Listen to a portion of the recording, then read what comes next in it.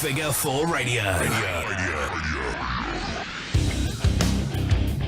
Lock it in. Lock it in. Lock it in. Lock it in. Lock it in. Figure 4 Radio. Hello everyone, welcome to Figure 4 Radio. It's the Mastermind Ollie Spring, and for the third, fourth, fifth, sixth, the number of weeks in a row, it's Luke O'Mac. Hello. We're kind of making a habit of this. Yeah, this is Hello. like a record. This is like a streak. Will the streak be broken next week? Who knows? Just depends if I get to chat with anybody at Sacrifice on Sunday or not.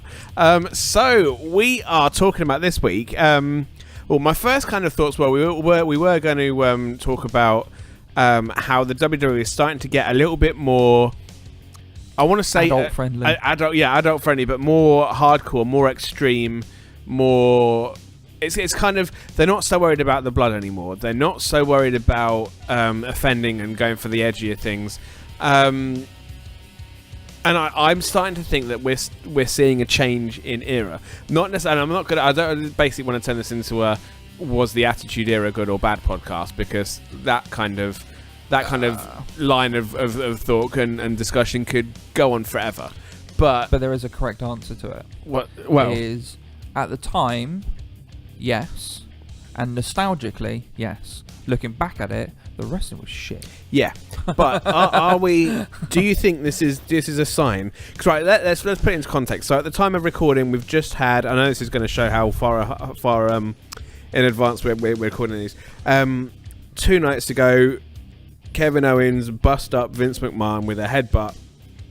Some people think it was Hardway. Some people think it was this thing where he did a blade job and then put, I think Scott Stutzpel was saying, new skin, like NU, and then skin like over it so that it would open it almost up very like a easily. plaster type thing. That, I couldn't see anything like that though. I've watched it a couple of times. I can't really see But regardless, much from it. But Vince McMahon, a 72-year-old man, was headbutted.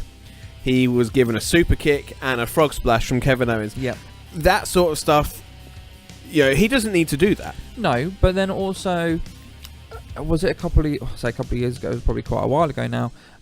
When he banned the blood, he obviously fined Jericho and Batista and everyone else. That was like blading. that was like 2008. Yeah, when they first kind of almost a decade ago. yeah. So I think maybe he might have come round to this. Okay, we're not so much family friendly anymore, Yeah, and we are heading back in that kind of, because if the boss is going to bleed, that lets everyone else that's open it. the door to it. I mean, we could, and I said at the end of the day, we could spend hours talking about the fact of was it Hardway, was it intended, was it unintended, was it this, was it that. It doesn't really make any difference whether it was. We will never know.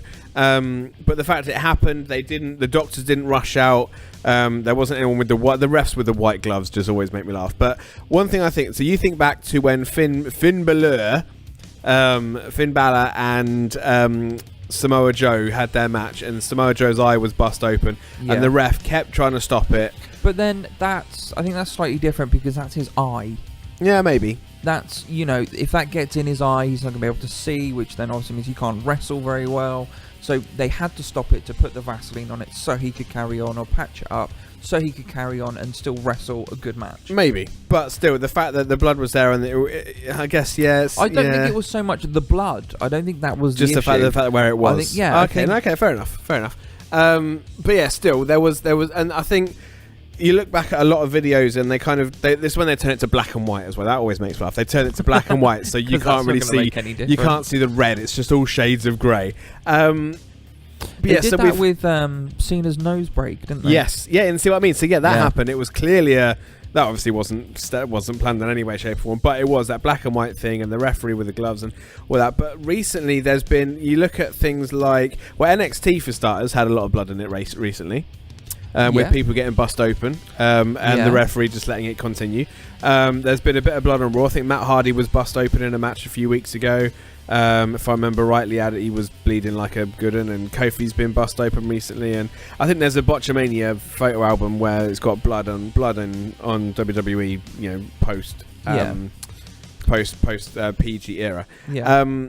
One kind of theory that I had last night, and it kind of sparked a little. It was like a little brace. I was like, holy shit.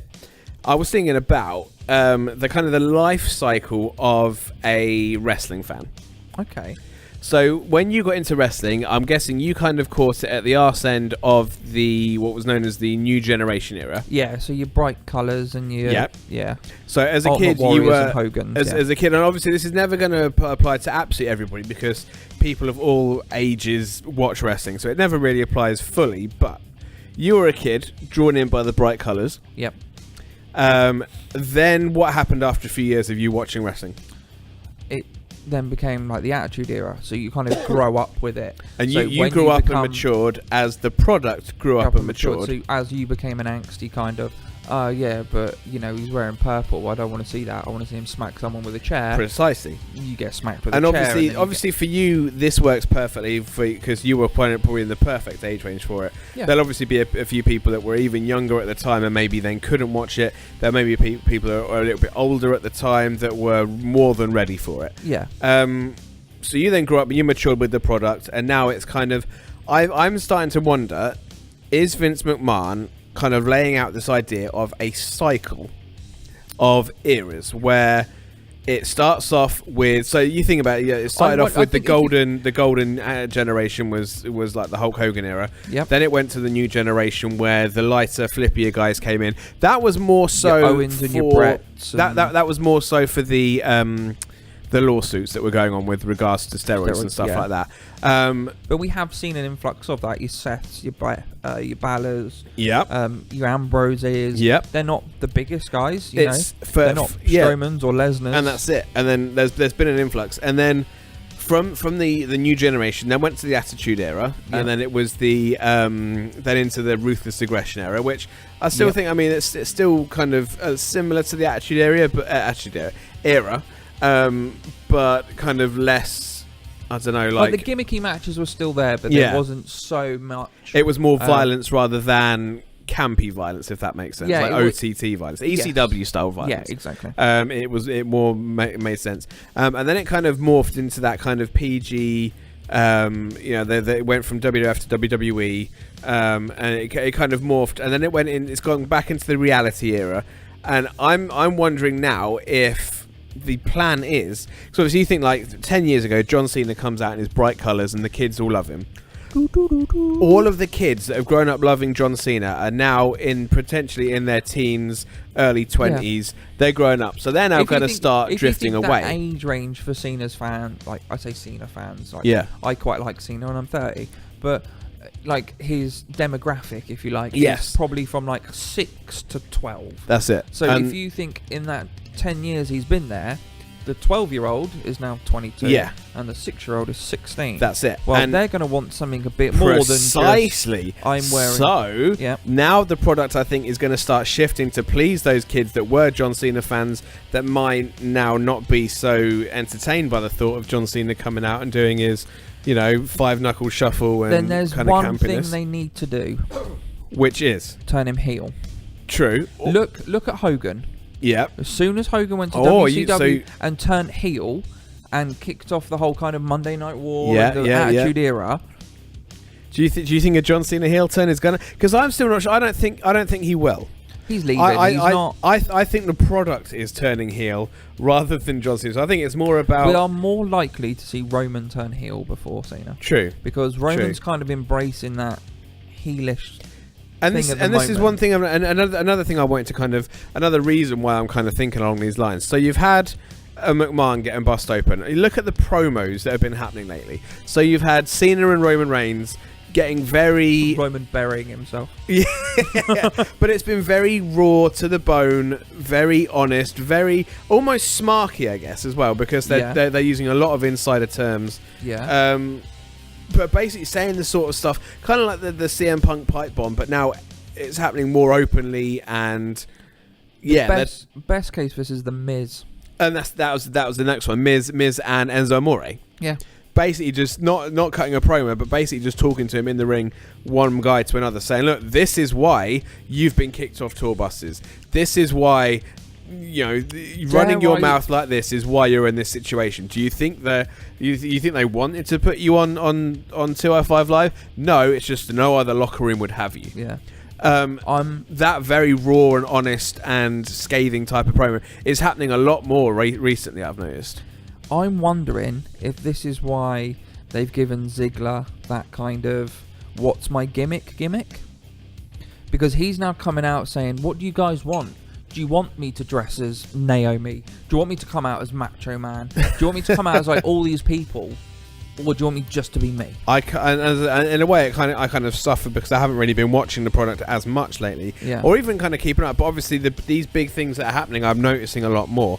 I mean, is there anything, any other kind of areas that you've noticed? Because you watch it a lot more. I think, obviously, we touched on the Vince McMahon, Kevin Owens stuff earlier, and obviously that all stemmed from the thing with Shane and Kevin and whatnot. But I get where you're coming from with the whole kind of maybe there is a cycle. So maybe it is heading towards that. Because that would make so much sense. So they'll now spend the next 10 years being extreme. Then they'll spend 10 years honing it down. And then they'll spend 10 years reeling in a new kind of generation of kids. The thing is, I think, as good as that sounds, I think a majority of people will just go, yeah, Vince came out and took a headbutt and whatnot because they're bringing the authority back. See...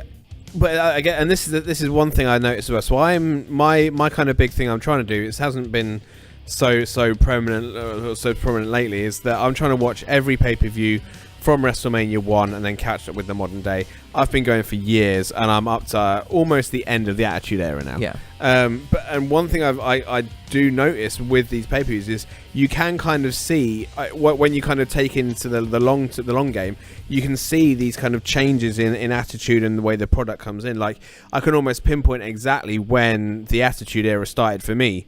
Based on one promo that the Road Dogg and Billy Gunn cut before one of their matches. Okay. And I think for everybody else, there's this was where it started or that was where it started. But this one promo, I can't remember when it was, and all of a sudden it was almost like they'd been told you can now say whatever you want. Yeah. As long as you don't say fuck, cunt, or shit. No, they said some pretty. I'm pretty sure they swore quite a lot in it. Well, there was, but either way, it was the type of promo that was like, wow, these guys aren't playing by the old rules, and I'm starting to see that again in these promos now, where the likes of the Miz and the likes of John Cena aren't playing by the rules anymore. They're now using insider terms. They're more shoot interviews than they are. Yeah, 100%. Than they are kind of. Oh, look at me, I'm the bad guy, boo me. Yeah, that's it, here comes the good guy. Like, I'm not a good guy, I'm not a bad guy. It's more like John Cena's like, no, man, like, you need to learn how to do a promo, dude. Yeah. Like, it's 2017, man, you have to learn this shit. Like, I mean, I love it, to be honest. I'm loving it. All right, McDonald's. I'm loving it. I don't know, I guess I love the fact that it's starting to feel real again. If that makes sense. I think there is, it's been referred to as the reality era. Yeah. And unfortunately, like things like Twitter and Facebook and whatnot have completely killed kayfabe. And I think, but because of that, I think wrestlers now need to portray themselves as themselves on screen. So like someone like Kevin Owens, like you want to boo him because he's a bad guy, but he's so good at it that you want to cheer him. You want to cheer him. And then if you follow him on Twitter, he's a dick to people. Yeah. But also, he's a dick in a funny way. So you're like, yeah, you just made that guy look like a right twat. And you can't, he carries that across. To me, I still like the... And this, I guess, the thing, I'm a bit of a weird wrestling fan. So I am kind of a smarky in the respect that I do love Kevin Owens. But I'm not so much of a smark that if I go and see them live, that if he's acting like a heel... I'm not going to cheer for him. I'm going to boo him because that's fair enough. It's almost like I think wrestling fans now need to realise if you're going to be like that, you need to be part of the act. Yes. If you don't turn up to a show and cheer all the heels just because they're good at being heels and the baby faces. Well, no one likes the baby face. Don't be a dick. I think you should support them in the way that if one of your favourite wrestlers is a heel, boo the shit out of them because. As far as management goes, the bigger the boo that guy gets, the better a job he's doing. I think the biggest problem one of the biggest problems in wrestling at the minute are fans. Well, fuck yes. One of Beach Ball Mania. Go fuck don't itself. Get me started on that. So fucking disrespectful. The fact that Cesaro had to get down from the apron, Yep. go into the crowd, and pop a beach ball Yep. during a match is fucking disgraceful. Yes, 100%. I think fans need to show some fucking respect. Like, you pay your money to go and see these people. They put their lives at risk. Their job is to be thrown about, and you get more excitement from throwing a piece of blown up rubber around a ring, Just or around get an in arena. the sea. Get in the sea. Yeah, just get in the bin, you bellend. It's I was pissed off with that. There's just a few things that really just get to me, I guess, with fans. And Harvey Dale was as one of his comments recently on Facebook was something like Jesus, like some wrestling fans are like, I know our industry couldn't exist without them, but Jesus Christ, some of them are fucking idiots. I couldn't agree more. And the beach ball thing pissed me off. And I guess that's the thing. And I guess with the Attitude Era, one thing when I was obviously watching it, I noticed that each week there seems to be more and more crowd signs, for example. Yeah, they have brought signs back and a lot more. At the height of the Attitude Era, it was just a sea of signs. It was just I don't know how anybody could see the ring. It was thing is, it wasn't just it was a sign for your wrestler, like your favorite wrestler. They were pop culture signs. The amount, like, some of them were signs for them Era, as well. Yeah, during the Attitude Era, the amount of Stan and Kenny and Cartman signs, and because it was, it was dominant. In the pop culture at the time, like, so. Yeah, I can see this starting to happening again. Like the amount of meme signs and yeah. Like, take What Culture Wrestling or whatever they're called. I always watch the reaction videos. King Ross signs or Jack the Jobber or whatever it is, like, because people watch it online. Like, it's something that WWE need to take into consideration and think actually our fans probably are wanting a bit of a, like, Ring of Honor. Yeah. New Japan. You mean NXT? Well, yeah, okay. Ring of Honor, New Japan, even NXT itself. All these are slightly grittier and a bit more kind of like... That's a good word, gritty. That's definitely how it's going. NXT is... It shouldn't be known as the third brand. It should just be out there on its own. Yeah, I'm dreading the day that it moves out of... Well, I mean, maybe not Full Sail, but I just don't want it to become another touring thing. I think it needs to stay what it is. And I think Triple H knows that.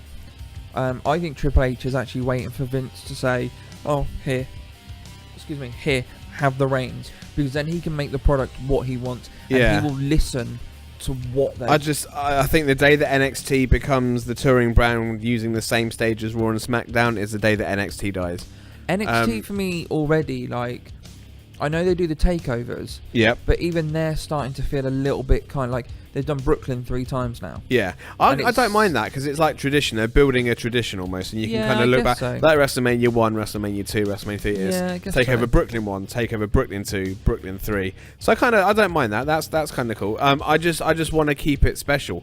And keep it different. They only, like, I think with the takeovers is they have to limit to how many they do. Which they do, to be fair. No, to be fair, they need to keep that, don't, but yeah, they need to keep it to 3 or 4. Like, they do one SummerSlam, they do one...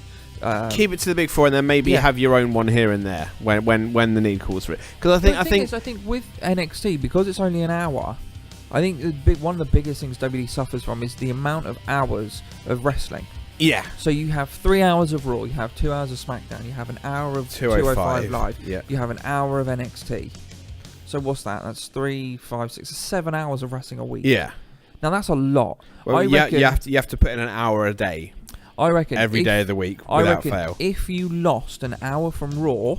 See, now this is another thing. Have you watched the thing with Peter Rosenberg and Corey Graves and Paul Heyman and where they sit? I can't remember what it's called. No, I haven't. It's on the network. Okay. They bring this up, and this Peter Rosenberg guy is basically saying, "Oh yeah, we need to lose an hour of Raw," and then Paul Heyman explains why that they can't do that. I know why they can't. It's all to do with obviously the time they have to fill on the USA Network, the time that they've been given, their contracts and stuff like that. But in an ideal world, you would lose that hour because then what you create is longer storylines. You create booking, which has to go over an extra. Like, you take that hour away from Raw, obviously you're going to put Strowman and Lesnar in on that last hour, right? I love how Strowman's kind of, and if actually is Strowman in like how big a part has he been in this potential new era? That's another question I'm gonna field out there. We'll come to it in a second. Yeah. So finish your thought. Yeah. So you put Strowman, you put Lesnar in there, and you say to Heyman, right, you've got 20 minutes. Yeah. So 20 minutes for Strowman, Lesnar, and Heyman. Now that's a third of an hour. So that's what, I don't know, nearly what? I don't know, it's 1/6 of your show. Yeah. So you've then got 5 other 20-minute slots to fill. So then what do you do? Okay, well, who are the big stars? The Miz needs a section. Yep. Okay, you might have to throw a bit of a filler one in there, but you have to choose who you're going to put. Rather than so just you use create, it, you have to use everybody because you need to fill the time. So you create more of a, these are the heavyweights, these are the mid cards, and we might open with, I don't know, Neville versus Tozawa again. Yeah. Like, you know, just something like that. But you have to book then the stories because you're playing with less time. So instead of Enzo coming down and spouting his mouth off for 25 minutes and all of us sitting there going, can you fucking hurry up before you get punched heard this in the all. face? Yeah, heard it all before. Yeah. Instead of getting that, we then get a shorter promo, but we less is more. Yeah, basically, we then get a better storyline out of it. Because he's not, you know, he's not seen as much. So he's not there to annoy everyone, but then you watch because you want to see him next week. But they might have to cut him out to put someone else in. So your storylines become better and you watch to see what's happening. Whereas at the minute, I'm watching Raw going, right, so it's going to open with Kurt Angle and Jason Jordan. Yeah. Then it's going to get broken up by a promo, which is going to become the main event later on tonight. You kind of, you know exactly what you're seeing. Then we're going to have a 205 filler match. Then we're going to have a women's filler match. Then we're going to have another promo from like Strowman or Reigns or Cena or The Miz. To remind everyone about the main event. We're going to have another filler match. Then we're going to have the main event. And that is Raw at the minute. So has there been any shift in Raw as far as, because this is the thing with the promos between Reigns and Cena, The Miz. I tell you what, has there been any shift in Raw? Not massively. I mean, Cena's come in and obviously taken on Vince's protege, Cena-esque wannabe Roman. And to be fair, they're doing all right. Cena is really making him look useless on a mic. Yeah. Which I'm hoping is going to push him towards a heel turn, to be honest. Yes, and I think that's hopefully where they might be going. Because you can't have two, what Vince would say, baby faces. Yeah. When everyone hates Roman anyway. Yep. Make him heel. It's not going to happen for Cena. Actually, when this comes out, we might know what's happening. But again, we have to at see. At time of recording. Yeah. But what I was going to say, just quickly jumping back to promos, is Bray Wyatt. Okay. Right? What's happened to him? He's just disappeared, right? Well, it's him and Balor at the minute. Still. But yes, still. Exactly, right? Now, if it was a 2-hour episode of Raw, and 1 week Balor come out, and he said, Bray, I don't like what's happening, blah, blah, blah, blah, blah, rah, rah, rah, and then we don't hear from Bray that week. Yeah. Because there's no extra hour to fill. Yeah. Then next week, Bray comes out, bit of a spooky kind of. Yeah. Balor last week, he said this, rah, rah. But they don't see each other. Yeah. You keep them apart. You keep them separated. Yeah. How much more invested would you be in that storyline as opposed to each week? Yeah. Well, each week, 2 week, each week, both weeks, you see them both together at the same time. Yeah. Like the whole thing that's SummerSlam when he brought the demon out of Balor, where he threw that thing over him. Now you could have easily built that where you have Balor do a promo, you have Bray do a promo. Next week, have Balor go to Kurt Angle and say, right, I want Bray in a match. Yeah. And he'll go, okay, yeah, I'll put you in for SummerSlam, no problem. But then have Bray stay off because you can't cram him in that 2 hours. Yeah. And then, like, literally, the Raw before SummerSlam, have what he did, but don't have Balor mention the demon. Yeah. And then bang, just have him come surprise. out as a demon. Yeah. That would have been much better. True. And you could have only done it with the 2 hours because you need to cut the segments down. True. Anyway, but yeah, back to this back to this new potential era. Braun Strowman, right? So I'm starting to think another thing is this chair throwing thing. I've noticed how firstly it's brilliant. Secondly, it's a more aggressive means of attacking someone that we haven't seen. We've seen quite a lot of aggression from Braun. So he put Big Show through a cage. He's been slamming people on tops of what they called stairs. stairs. Tipping the announce table onto Brock at SummerSlam. After putting him through 2 tables. Yeah. Like, he's showing aggression. He is very much an Attitude Era wrestler. Yeah. In that kind of... He's a big sweaty man that likes to throw people through things. Yes. Yeah. And this is the thing, like, I've noticed that his actions and the stuff he's doing is very much... Yeah, this is... right, why was the curb stomp banned? Because it was deemed too easy to copy and dangerous. So it's quite violent. Yes. Basically, and this is what Braun Strowman is doing. He is being quite violent. I mean, throwing a chair, anyone could throw. I mean, maybe not with the same force, but in theory, anyone can pick up an item of furniture that they can carry above their heads and launch it in someone's face. This is true. Yeah, Vince is happy to have that go on. So I think I'm starting to wonder, and this is the thing, and there's so many little seeds that are making me think: Are we on the cusp of something? Where I can see it happening. All the kind of those kids, like you said, that were 10 years ago were 6 years old cheering John Cena because he was bright and colourful and Fruity Pebbles. I don't think it's just that as well, though. I think with the influx of indie talent that WWE have had, or outside WWE talent, so AJ, for example, he come from TNA to Japan, then back over. He's probably not had the restriction of much of it's PG, you can't do what you want. Like, his creative in Japan was like, they won't allow you normally in America and things like that to make gun signs. Whereas Bullet Club, you make a gun, that's what it was. Even though America's like gun capital of the world. Yeah, I know. But then would you say that AJ came in the PG era? Because I think it was still turning then. Personally, to me, I think the PG era has been gone for a long time. I think we've been stuck in this reality era for the last couple of years. That's it. So I think AJ's come in that reality era rather than the PG era. And the reality era is almost like, it's not PG, but it's not adult. It's kind of...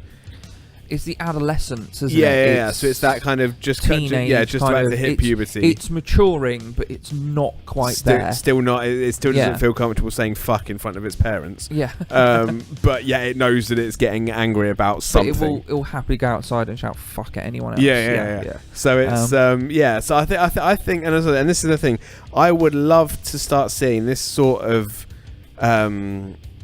cyclical way of doing the eras, because eras are, I mean, I love the thought of the eras, because then you can clearly talk about the Attitude Era, the Golden Era, even the reality era. Like, people, I'm guessing in 10-20 years time we'll be having podcasts like this, beaming directly into your eyeballs, saying about was the reality era good, was breaking down kayfabe good, for just like we could sit and talk about the Attitude Era for ages.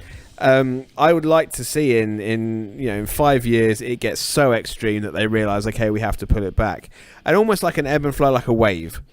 Yeah, and I think I think it's smart, because, as I say, all the kids that used to love John Cena that are likely to now be getting sick of his shit, they're going to get lost. They're going to leave wrestling altogether if something doesn't change. No, that's... And then they won't then go on to grow up and show their kids wrestling. I think if you look at it in that aspect, if that person's going, I really like wrestling and I really like John Cena, but he's done the same thing for the last 10 years. It's like, GFW or Impact, or whatever it's called, has got and all of it, and that's it. All of a sudden you're losing viewers. Whereas, and it's the thing, I think it's a very, very smart strategy as far as long-term planning goes, because like Hulk Hogan got boring, and then in came the Ultimate Warrior, and then in came the likes of Brett and Shawn. So when one thing gets boring, you need to give them something else, or they're going to go away. I mean, for me, my first kind of dropping out of wrestling was more the fact that I stopped getting the videotapes from Wayne, who used to live behind me. And I stopped hanging out with him so much. I went to uni, and therefore I stopped watching it. I think, did you have a period where you didn't watch it? Yeah, mine was a few years. I think it was just because I didn't have Sky, and it was, the internet wasn't as prevalent as it is now, and it was just a bit kind of, you'd hear about Mania's on, or SummerSlam's on. You'd watch it maybe once or twice, but you wouldn't really know the storylines going into it. And the thing with WCW, a lot of people say they jumped to WCW because they were doing the cruiserweight thing, which was different, and they had different storylines going on. WWE have ham-fisted that as well, haven't True, they? and this is the thing. So I guess they've now brought in, just as things were getting boring, they've brought in the cruiserweights. So anyone that was getting bored of the likes of Roman Reigns can see the cruiserweights and go, "Oh, these guys are cool." But they don't and I give think them enough time on Oh the no, main true. Oh no, show. granted. But regardless of whether they're booked, they're giving them a stage and a spotlight to be exposed to people that might not have seen cruiserweights before. And I think personally, it's a very smart thing if that's what they're planning, because as I say, if the 6 to 12-year-olds 10 years ago now are getting bored by John Cena, they might. So you're going to basically lose a generation of fans if you don't give them something new. And that's why I thought this whole idea where it kind of ebbs and flows is perfect, because now, instead of losing those kids, they're gonna grab them and pull them in even more. Yeah, they're going to show them a wrestler beating up the boss. They're going to show them these promos and this reality, and they're going to get hooked in even more, and then they'll be there for life. And then in 10, 15 years time, when they're having kids, they'll be back in that that's thing, and they'll then sell their kids. So let's take our kids to the wrestling, and then in maybe 20 years time, we start kind of go back down into a more family friendly vibe, so that those kids can get into it. I think it's a very smart plan if that's what they're doing. Touching quickly on what you said there of seeing someone beat up the boss. Yeah. Rah, rah. Are you basically saying that KO is the new Stone Cold? Fuck yes. Well, it is, isn't it? Am I wrong? No. He's got the story. Granted, there, the motivation is slightly different. It's not as if they've really been shitting on Kevin Owens and holding him down. He's definitely had his run as Universal Champ, and he hasn't been held back by any members of Authority. Not at all. But he's that guy that's daring to beat the shit up out of the boss. Yeah. And in fact, I love how clever it was. So he says, I want you to shake my hand and say that I can kick the crap out of a McMahon without getting fired. And it's kind of that thing. I was like, oh, okay, that's fine. And then when he goes, you just gave me the permission to kick the shit out. I'm thinking to myself, fuck, is he going to punch Vince McMahon? Yeah. And then he headbutts in. I'm like, what the fuck is this? Yeah. And then all of a sudden, he's liked, kicking the shit out of him. What I'm I like, liked wow, about it is blew my mind. After he gave him the super kick and the refs came in and they're like, go away, leave him alone. And he went to climb the top rope. It was so well done by KO, because it was that look of, should I do this? And then he was kind of, oh, fuck, I'm going to do it. He shook on it. He shook on it. Yeah. I'm going to kick the shit out of you. It was really well done. Yeah, absolutely loved it. And there's been so many little things like that, as I say, and I'm just hoping and I'm praying, and I think it'd be a good idea. I want to see an edgier product, grittier product. I like that. I like the word gritty. Gritty is good, because I'm bored of John Cena and I'm bored of Roman Reigns, and actually the whole interaction between them, cutting to the core and saying, this is why people don't like you, because you're boring. You're a corporate machine. I'm like, holy shit, John, you're right. And it also kind of validates what everyone's been saying. Yeah, no, which means they're listening, which means there is hope. Just a quick one, saying you were bored of Roman. How do you feel about Death? Dean and Seth, Death. Is that what they're called now? No, it's just what... Oh, okay. Smarky fans are calling them Death. I mean, I don't think I'm as excited as a lot of people are, but then I'm not an avid Raw. I don't watch Raw every week and SmackDown. I kind of just watch the pay-per-views now. Do you reckon you would have been more excited if it was a full Shield reunion? I would, because then Roman would be able to stick to his strengths Seth. And hide his weaknesses with everybody else. And actually, to be fair, bringing back the Shield could be even better, because then the matches could get even wilder. You could go back to that kind of... You could let Dean off the chain and have him be the crazy psychotic one. You could have Seth be the architect and just Reigns powerbombing people through shit. Hot tag to Roman, powerbomb, spear, whatever. Done, yeah. And that's the thing. Roman Reigns has struggled on his own. With the Shield, he would be fine. I think, potentially, if you're going to have a top stable running roughshod to everyone, fuck it, put the Shield back together. Not going to lie, though, Roman still does have one of the best promos of the year.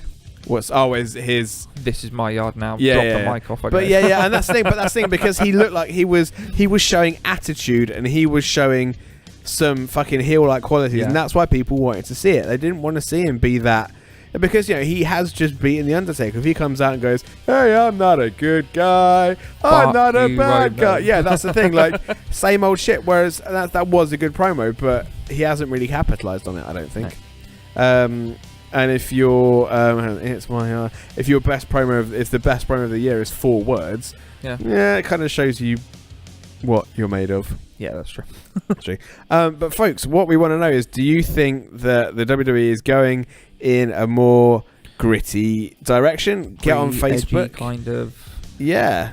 Is it now starting to rebel against its parents? Yeah, that's it. Is getting Trips to that age? Is Trips throwing his toys out the pram and telling Daddy Vince what is going on? That age where he goes, "Mum, give me 20 quid, going out." Yeah, gonna go and drink White Lightning on the street corner and behind a skip, shout at homeless people. Yeah, if so, do you think that's a good thing? Do you think it's a bad thing? Do you want to see it? Let us know. Get in touch on social media, and Luke will tell you exactly how to do that. Yeah, so we are on Instagram and Twitter at Figure4 Radio. The Mastermind has his own Twitter account at F4R_Mastermind. So head over there, give us some likes, give us some comments, some retweets. Let us know what you're thinking. We're also on Facebook, facebook.com/Figure4 Radio. We have all of our back catalogue up on YouTube, so that's youtube.com/F4TV. We are on iTunes, Stitcher, Podomatic, Mixcloud. Mixcloud is a good one. Anyway, you can find a podcast, we will be there. Yeah, I think that's everywhere. Yeah, pretty much. Yeah. And of course the website, figure4radio.weebly.com, and we're on YouTube. Yes, .com/F4TV. You're not listening to me. I've been checking out my dates. I've been trying to figure out my dates. So I think this is back going on out. Grindr again. Actually, random A-side. We watched that film Trainwreck the other day. Best thing I've ever seen John Cena do. Okay. Have you seen the film? Yeah. It's on Netflix. In fact, actually, when we're done with this, I'm going to put it on. We're going to watch 2 scenes, and you will piss your pants laughing. John Cena is the best thing about it. Right, yeah, of course, if you're a wrestling promoter, you want my commentary on your product, get in touch. Looking down my calendar, I think if this is coming out when I think it's coming out, you can hear me on Fight TV for Hope Wrestling Presents Pro Wrestling Foxes. I'm going up to Manchester 12th of October. 15th of October, Sacrifice Pro Wrestling. And then the weekend of the 27th, 28th and 29th is going to be nuts. I'm doing Pro Wrestling Foxes in Coventry on Friday the 27th, DOA Wrestling October the 28th, and Exposure Wrestling Entertainment in Newport, South Wales on October the 29th. There is also the Wrestling League following on the 12th of November. So basically, go to DOA, go to Hope, go to Sacrifice, Wrestling League, Exposure Wrestling Entertainment. Give them all a like, give them all a follow. Check out their products, because one of them is bound to be in a city near you sometime soon. They are all doing amazing things. Check them out, show them some love. And yes, they do all pay me to say that. But yeah, we'll be back next week with some form of podcast. I'm not quite sure yet. It all depends what happens over the next 3 weeks. But for now, I've been the Mastermind Ollie Spring. I've been Luke O'Mac. We'll see you next time on Figure4 Radio. Bye.